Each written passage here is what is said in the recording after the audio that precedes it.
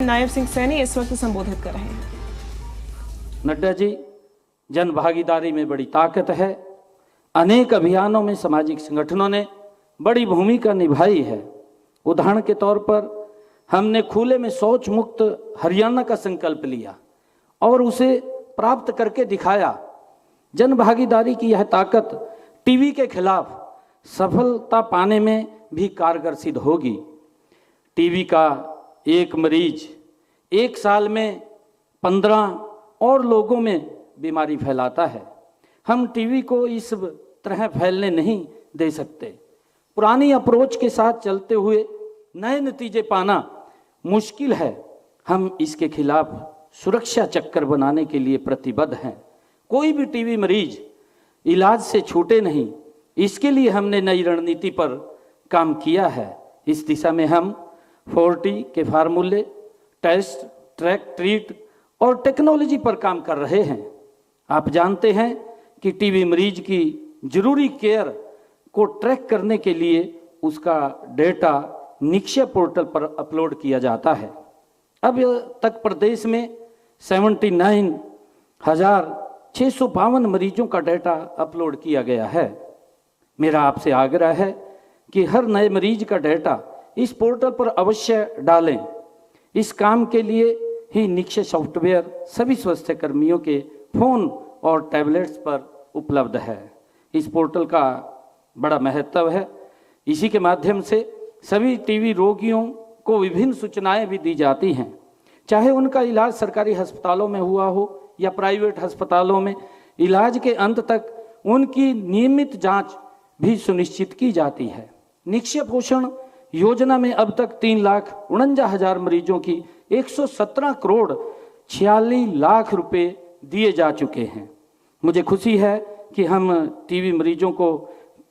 TB को खत्म करने के लिए और भी अति आधुनिक तकनीक मुहैया करवा रहे हैं।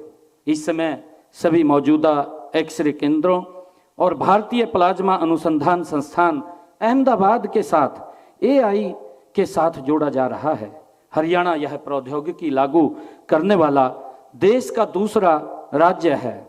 हमारे यहाँ रोहतक और करनाल में 2 अत्याधुनिक माइक्रो बैक्टीरियल कल्चर और DST लैब स्थापित हैं।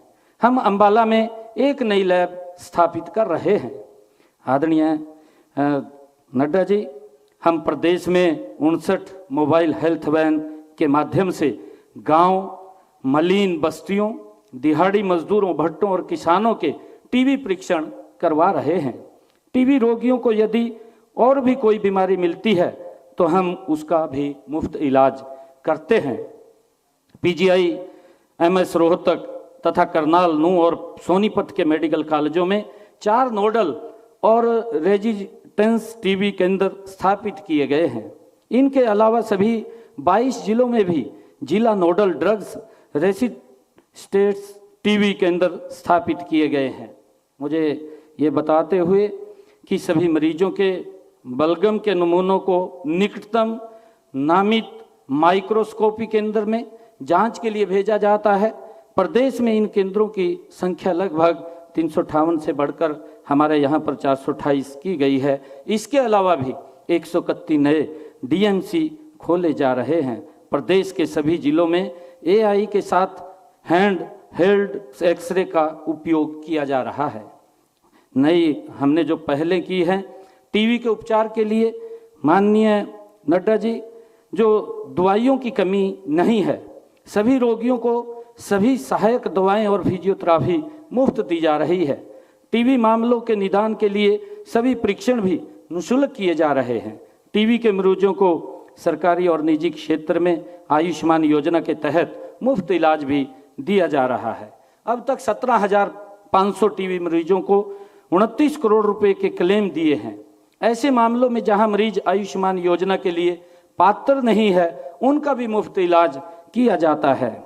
हम टीबी की रोकथाम के लिए सामाजिक संगठनों, उद्योगों आदि के साथ मिलकर काम कर रहे हैं। टीबी रोगियों में मृत्यु का एक प्रमुख कारण पोषण की कमी है।